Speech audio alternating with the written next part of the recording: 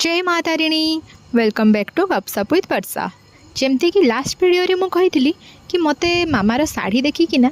मो छोट बेल कथा मन पड़ा। तो सही छोट बेल कथा कौन थिला सेटा आज कहूँ।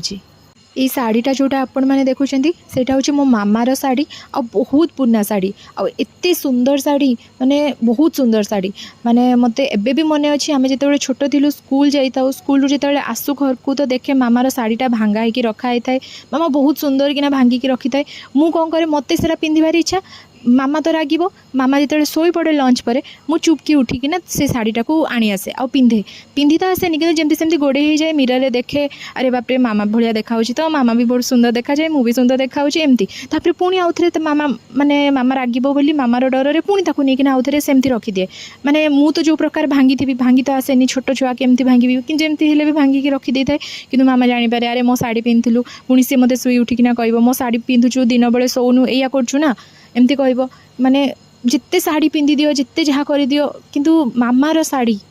इट्स माइंड ब्लोइंग माने आम लाइफ रो आम झील माने माने मामार शाढ़ी जोटा कि आम फर्स्ट आम पिंधि थाउ माने से मेमोरीज से टाइम रो से छोट बेल कथा तो एबे भी मन पड़े। तो आपण मैंने भी जनइबे आपण मैंने भी मामार शाढ़ी एमती पिंधिचंती कि।